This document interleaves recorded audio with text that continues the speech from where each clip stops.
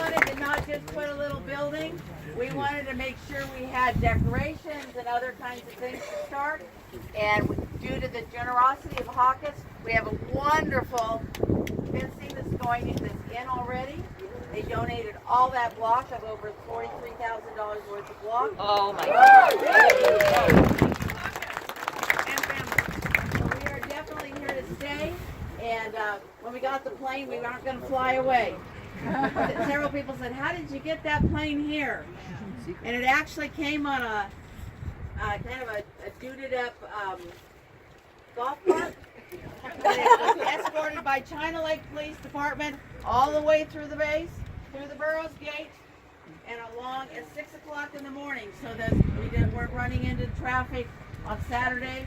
We didn't want any kids around when we were doing this. And so you see the trailer there. We're looking for some hardy volunteers. That's a hunting trailer, but it doesn't smell like deer nuts. Anyway, so one thing is you'll see over there, the wrought iron people are putting in the side wrought iron, and we're going to have rolling gates to lock up at nighttime. So until then, we're going to babysit that plane to make sure nothing happens to it at night. So we've got some groups of people doing that. If you want to camp away from your house for a night, just let us know, and you can do one of the nights, because it could be a few weeks before we're out of there. So my husband's there tonight. I was there a few days ago, and we're looking for some other volunteers who want to camp out in Wayne Doucette's very nice hunting trailer. Anyway. So what we're going to do right now is we're just going to simply do the ribbon cutting. We're going to do the flag salute in just a second. So Tony, are you around someplace? Yes, ma'am. Okay, we need to bring the flag out. Somebody's going to help me with the flag. We're going to do the flag salute here.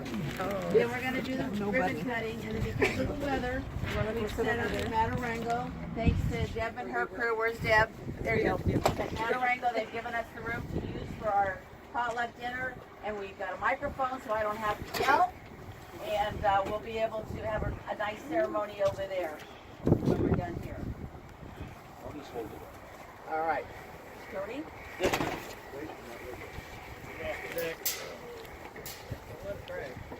Well, try not to. We got you back. Okay, there we go. Okay. Let's get over this way. Yeah. Here, ambassadors. Okay, if all veterans and military would hand salute all civilians, right hand over your heart. Pledge allegiance to the flag of the United States of America and to the republic for which it stands, one nation, under God, indivisible, with liberty and justice for all.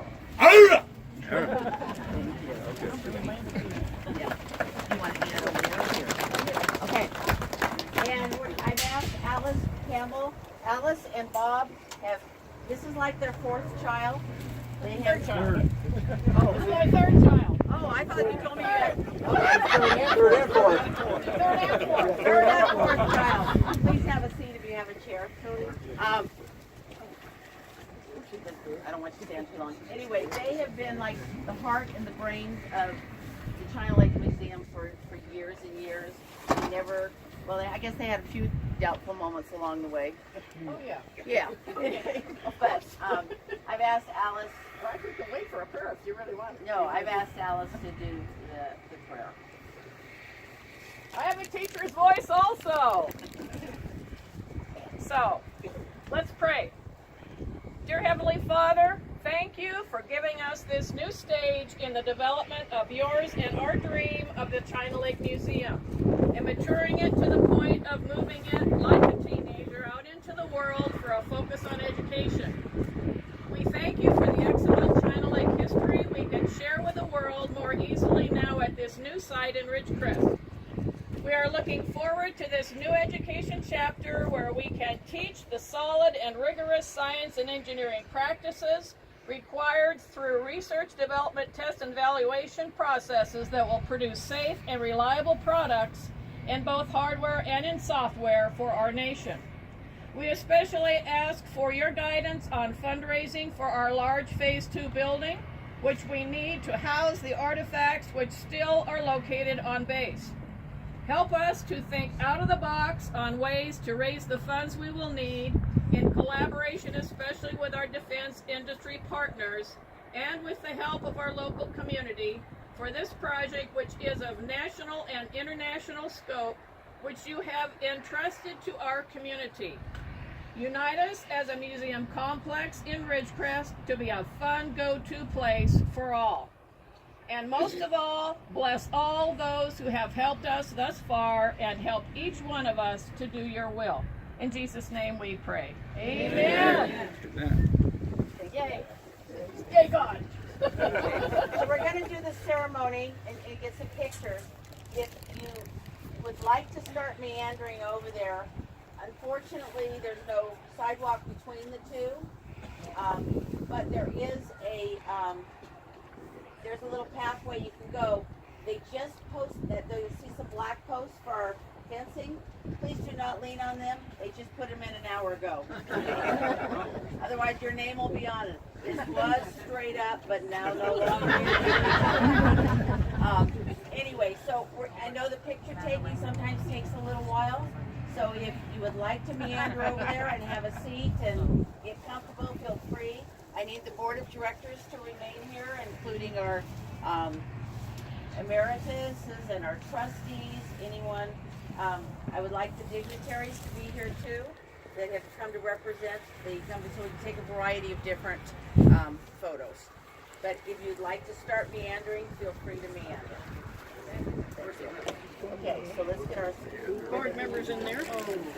yes, we need. Open it, we're about to cut it. There you go. Oh, okay. So anybody can come and sign the signature. Anybody can sign it. So later on, we want you to come back. We want you to go to the gift shop and spend your money through the donation box, and also sign your ribbon. Now wait. Say 1, 2, 3. One. Get with me. 1, 2, 3.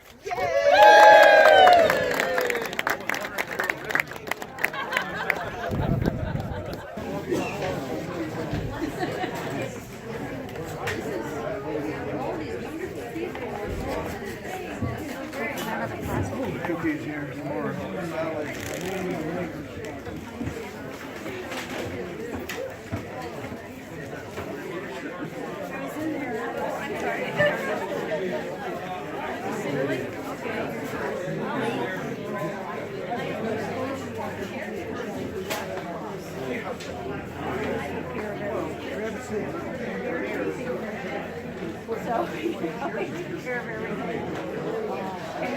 You know, and thank goodness Matarango managed to get this room finished, and it's going to be tight, but it certainly is better than being crunched in that museum over there right now. But you can see why we need our 16,000 square feet, right? So I just want to let you know that on this table I have some of our new brochures, and we do have a new telephone number. If any of you have your smartphones and want to take it out and put the new phone number down, or just come and ask me. I think I have it memorized. 760-677. How many of you remember when it was only 375 and 446? Yeah. Okay, so 760-677-2866. So that was installed yesterday. So where's my husband? Who has my papers? He's out putting poles in. I said, just make sure these papers end up with me. Okay, I think I can adapt. Where's my husband? He heard you. Look at that, man with a mission. Get that stuff to me. Thank you. I would like to just make a few quick introductions and talk about a few things.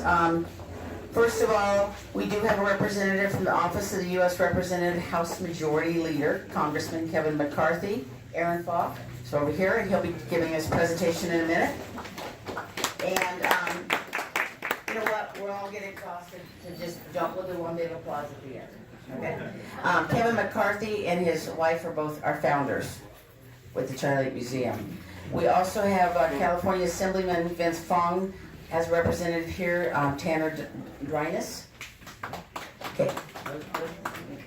You can go. Hoorah! Hoorah! I don't know about you, with arthritic hands, it really gets hard to do that for a while. We have from the Natural Resources Agency, the California Cultural and Historical Endowment, which provided the museum grant. They gave us that $250,000 that put us over the edge and allowed us to do our building.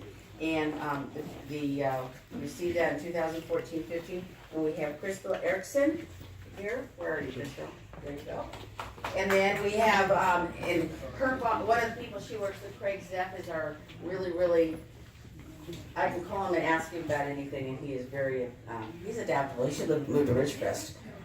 We have NAS and NOC leadership represented last night, Captain Dale and Matt Conliffe, the XO and the CO were here, and they did a little presentation, but they're off doing some kind of a safety inspection, so they needed to be there. And the Admiral and Joan Johnson were off to Hawaii and Nellis, so they're not here, but we do have Melissa. Represent the base.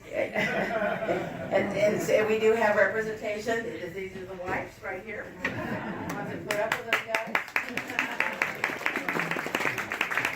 And then we also have Melissa Fennell. Where are you, Melissa? Where's it, Melissa? Oh, okay. Well, she came to represent the base, also was over for the ribbon cutting. And then we have, I'll get it wrong, Rocello. Todd, are you here?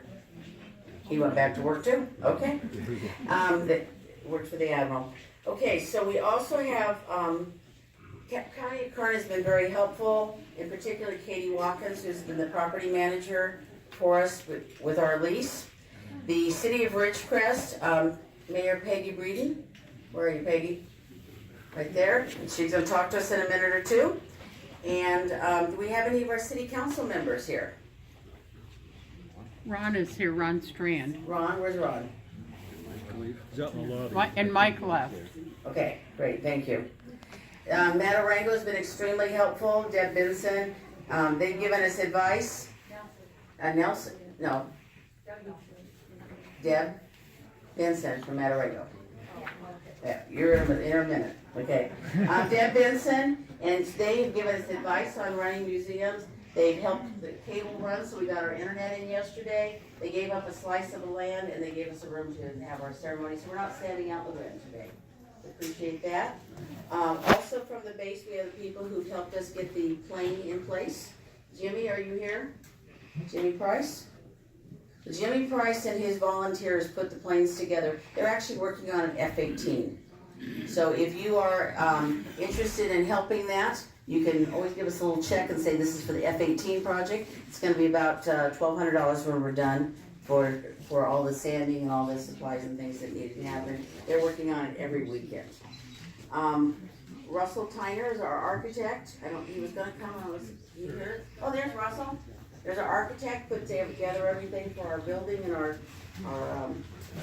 area around and all the infrastructure that's in. Chuck Cordell. Chuck. Come on, smile, Chuck. And John Foisey, it's his birthday weekend, and so, come on out, Chuck. We gave him the day off so that he could go and celebrate his birthday. But Chuck and his crew have been doing a wonderful job, and they did the tri-tip for lunch. That was fun. We also use, except for the front fence thing, we have used all local contractors, including Chuck Patterson, Corey Lara Construction, OnStock Construction, Chuck Griffin, Jimmy Ramone, Kevin Martin, RED Electric, Ed McBride, George Bertrand, and then Mediacom, who came in and did their the cabling for us. Their local team was wonderful. Hawkett's Builder Supplies, I talked about that earlier. They did the fence, and we have Kathy and Cindy, where the Carolyn Hawkett sisters. If you knew Carolyn Hawkett, you should go say hi to these two wonderful ladies. And then Tom and Gaynell, I don't know that they're here because they're probably running the business. Oh, you are. They're Gaynell's here and Tom's here. Okay, then we also have, I talked about Jimmy. He's everything airplane related and an advocate. And then also we had a crew on the base that helped us get things, and they're also helping us all the artifacts, all the exhibits that are coming over. And So Deb Nelson, Mike Benson, go ahead and stand up. And then, is Michelle here today? She couldn't make it, she came last night. They are our command artifacts specialists in helping us find everything that we need. Dave Cabell, Dave here today? He's probably working. Dave Cabell and the Strong CB volunteers. They moved things like you wouldn't believe from one museum to the other, and they were fast at it. Those CBs know how to work. The Ridgecrest Chamber of Commerce and Chamber ambassadors came and did our ribbon cutting today. And then the media. You know, we couldn't do this without the media. Media is really important. Daily Independent, News Review, other media type things, social media too. But to get our message out is really important. So we're going to go to the actual program because that was long introductions, I'm sorry. And I have some other people I'll introduce and have stand up near the end. But I would like to go first of all to our, who put this program together? Oh, it was me. I'd first like to have the Office of U.S. Representative, House Majority Leader, Congressman McCarthy. Aaron Falk, would you come forward? Good morning, everybody. I'm Aaron Falk from Congressman Kevin McCarthy's office. The congressman is finishing up the week's work in Washington, D.C., but he asked me to come on his behalf and speak to everybody. I know he's very proud to be associated with the museum. I had a chance to walk through it with most of you this morning. It looks fantastic. Can't wait to watch it continue to grow as you continue to make history here at China Lake. On behalf of Kevin McCarthy and the entire United States Congress, I have a couple of gifts for you. In honor of the ribbon cutting, a certificate of special congressional recognition. As a special gift, the congressman had a United States flag flown over the U.S. Capitol. As we lose the pamphlet, don't worry about it. In this group, it better be fine. We stand for the flag here, right? Yeah. So as a congressman's gift to you.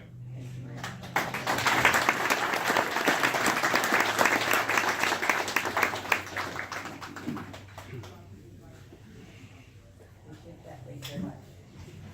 Assemblyman Vince Vaughn. Good morning, everyone. Happy Friday. It's great to see so many smiling faces. You guys are such a warm community. It's always a pleasure to be here. The China Lake Museum has contributed so much and has amazing history, as I learned this morning. Can't hear it. Give him the mic. Oh, I can speak up and use my principal voice, apparently. On behalf of the Assembly member, I'd just like to present you with a certificate of assembly recognition and congratulations of your grand opening today, as well as a California flag. To come up, and our illustrious mayor of Ridgecrest. Hoorah!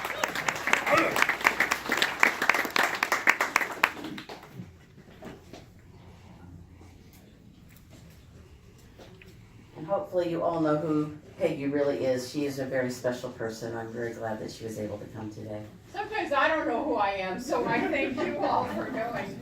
The most important thing that we have to give from the city of Ridgecrest is our community. All of you honor all of those so many who did so much work. It couldn't have happened without every one of you here. It could not have happened without enough caring people to say, I will do, I will give, I will be, and I will help. That is what this whole organization is about. And the fact that you work so diligently to try to spend your dollars local, I applaud you. Good job. So thank you all. I invite you to come and go through. I was here last night. I couldn't believe how many items were over there. It was like it was a big surprise. I remember how many there were on base, but there's even more here, different items. And thank you. Thank you all for a job well done. My sincere thanks.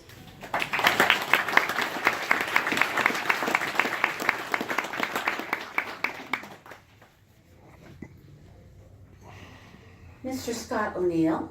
And Scott has so many titles right now. He's failing in retirement like I am. And so he was executive director. He works at Indian Wells Valley. Are you executive director at Indian Wells Valley Economic Development Corp? What is it? What's your title there?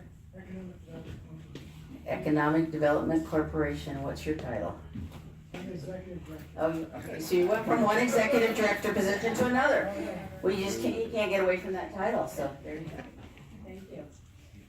Well, good morning. Good morning. Can everybody hear me? Yes. Okay. What a fine Navy morning, huh? Wind and all. It's great. So thank you, Laura. I want to say welcome to our dignitaries, welcome to the public, but most of all, I want to say welcome to the Museum Foundation and all the museum supporters. Those are the ones who have given their time and their money to make this event happen.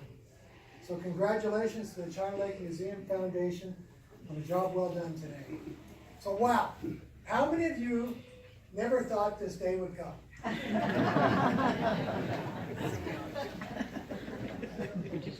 It has been a long and winding road. And it all started 25 years ago, just following the China Lake 50th anniversary. There were a few visionaries, Burl Hayes, Paul Homer, Wayne Doucette, Milt Burford, to name a few, who got this ball rolling. I got involved in about 1993, when Milt asked me to be the liaison between the Navy and the newly formed China Lake Foundation. And I was to spearhead the effort to make this an official Navy museum. We prepared a package of information 1 foot deep to support our request. It was lost 2 times. Once in Dr. Summeroff's office, and once in the bureaucracy after it had been completely through the chop cycle, and there were a lot of chops. But it was Jim Seaman, Captain Jim Seaman, then NAS skipper, who made a trip to Washington. He found the package, he recovered the package, and he delivered it to the Secretary of the Navy's office. So the Museum of Armament and Technology was formally established by the Secretary of Navy, Richard Danzig, on 12 May 2000. A few short years later, it was then disestablished by retired Admiral J. DeLoach in 2009. Of course, being China Lakers, we fought. We did not recognize the disestablishment. Our argument was that the Secretary of the Navy established it, and so only the Secretary of the Navy could disestablish it. And it wasn't going to be disestablished by some high-level bureaucrat. So I think we should all feel good that the culture and reputation of China Lake is well reflected in the history of realizing this very special dream. The China Lake Mavericks persisted in bucking the bureaucracy to get us here, and we bucked the system to remain here. So well done, China Lake Museum. It's alive and well. This museum is envisioned to preserve the history and contribution of the great naval base for our citizens of today and tomorrow. It is a very important vision, and it is not lost on those who have endeavored and sacrificed so much to get us here today. These folks not only have played an active role in building the historic China Lake, but they're also personifying the China Lake way. But this museum is not only to preserve China Lake's history and to tell of our contributions to the warfighter and to our national security, but it's also to document the way we used to do things. That way was an active partnership between the military and the civilian scientists and engineers, and here in the Navy, and our nation's defense industrial base. This story is critically important. We have been so long now in the reform since we won the Cold War that almost no one left in the bureaucracy remembers how we used to do things in developing and acquiring our warfighting systems. Then we, the government and industry, jointly developed the critical technologies underpinning the advancement of our weaponry. We jointly developed the weapons themselves, and the government owning and managing the technical data that describe those weapons. And then we actually use that documentation to build and buy the weapons in a competitive environment, usually between 2 qualified producers. In such an environment, the quality of our weapons was high, and so was the reliability. Our suppliers could not compete effectively, but they had to do a lot of rework. And the competition also kept the price in check. Today, we don't buy the technical data, and we don't have our contractors compete to build our weaponry. As a result, each of the major defense contractors effectively own a monopoly in the various sectors of defense: shipbuilding, airplanes, weapons, etc. Our weapons are growing in cost and complexity. I am not criticizing our defense industrial base. They are responding to the process and demands that the Congress and the Executive Department have put in place. Though they have done this quite well, their stock price had outperformed the broader market by 6% over the last decade. I say today it is an imperative that the United States, and particularly the United States Navy, change the way it designs, builds, and buys its weaponry. We cannot afford the path we are on, and we have been on since the end of the Cold War. We have little time to haphazardly reconstruct the past.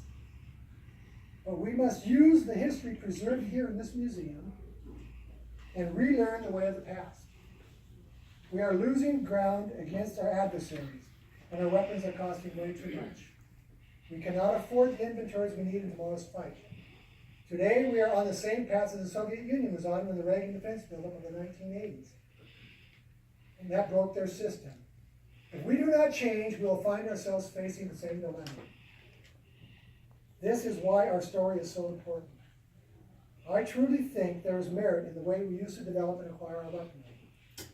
The 4 published volumes of our China Lake history incompletely tell the story. The 5th volume, which has been written and must be published, gets us up to about 1979. That's the beginning of the Reagan era. We need to continue to capture and chronicle the rest of our history before it's lost. Today, it's a very important step in achieving this goal. This museum is a tangible narrative telling this story. It is able to tell the story in an effective and exciting way to the officials that visit China Lake, but also the public and our future weapons designers. I trust it is the first step back to the future. Congratulations, China Lake Museum. Thank you very much. Crystal, would you come on up? Crystal Erickson from the Natural Resources Agency and the group that brought this grant together and made this all happen in our building. Well, you made it happen. I just gave you a check. So I understand this has been a long and windy road for you guys. Well, I had a very long and windy road too. I was up at 3 a.m. this morning, flew in from Sacramento to Ontario and drove here. So it was a very long day. But we at the Resources Agency feel that it's really important to come and represent local communities like you guys that have a true interest and love of your community and your museums, and that's what our programs are all about. So I'm pleased to join you all here in the celebration of the completion of your China Lake Museum. And I'm here on behalf of Secretary Laird of the California Natural Resources Agency.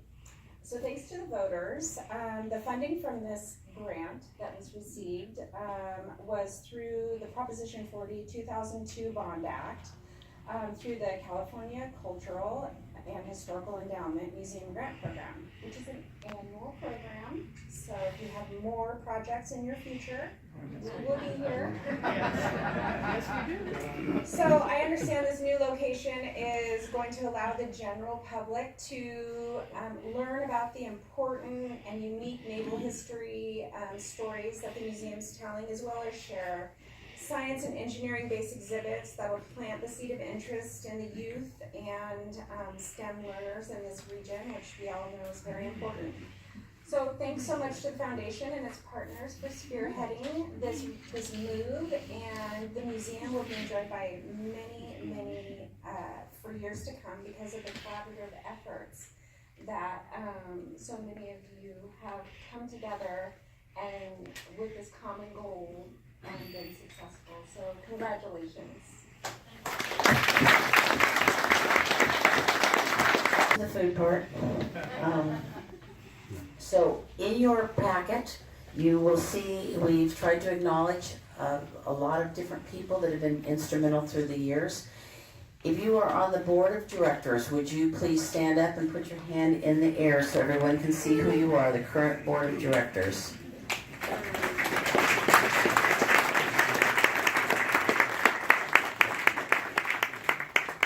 If you have any ideas for phase 2, my husband's right over there, Art Hickel, he's kind of spearheading that part, you can go bend his ear. Directors Emeritus, if you're here, would you please stand up?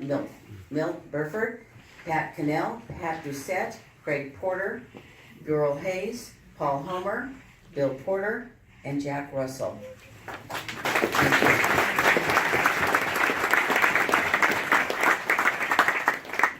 We have some of our trustees with us today. So when I'd like to name out the names, and when you hear your name, if you would just kind of wave, please. We have Dr. Jim Colbert. We have Major General John Gallinetti. Dr. Karen Higgins. Dave Janik. Dave's back there, you can applaud for him. Rear Admiral Bert Johnson. Rear Admiral Mike Mathis. Don McLean, I know you're here. There you go, Don. Vice Admiral Dave Nichols. Scott O'Neill, who you just heard talk. Vice Admiral Mark Skinner, and he has volunteered to really spearhead some things for us, so we really appreciate him. He couldn't be here, but he's a great trustee also. Captain Glenn Tierney, where are you, Glenn?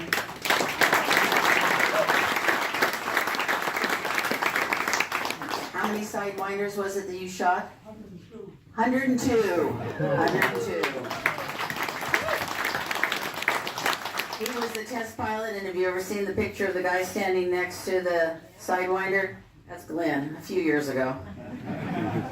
And he's here with his son, who's also doing some things to try to help the museum make some great connections. Pat Tierney. And also trustee is Commander Stu Witt, who I do not believe is here today. We have our staff members, Jen Cobell, who's our gift shop manager. And she's probably over there. Nancy Kieran. And then on the Saturdays, we have Guy Stewart.